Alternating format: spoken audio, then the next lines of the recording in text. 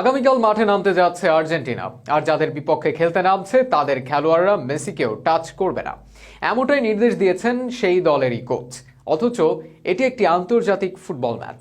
মেসিকে ট্যাকেল নয়, বরং মেসিকে কাছ থেকে দেখাটাই নাকি সেই খেলোয়াড়দের জন্য ভাগ্যের ব্যাপার।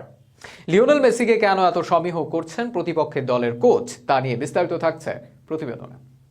বিশ্বকাপের আগেই মাঠে নামতে যাচ্ছে আলভেসেলেস তারা। লিওনেল মেসি সহ এই ম্যাচে মাঠে নামবে স্ক্যালোনির সকল শিষ্যরা। এ ম্যাচে জিততে পারলেই টানা জয়ের রেকর্ডে স্পেন ব্রাজিলকে টপকাবে আর্জেন্টিনা। আর সেই ম্যাচে নিজ দলের খেলোয়াড়দের নির্দেশ দিয়েছেন আরব আমিরাতের কোচ, যাতে তারা মেসিকে বাজে ট্যাকেল না করে, আর স্পর্শও যদি না করে তাহলে খুশি।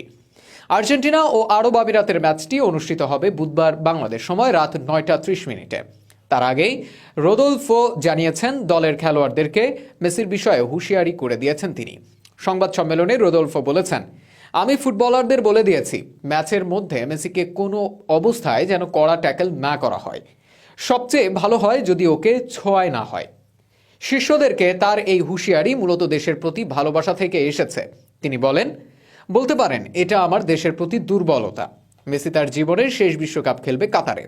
তার আগে এই প্রস্তুতি ম্যাচ আমাদের কাছে স্মরণীয় হয়ে গেছে মাঠে নামার আগেই।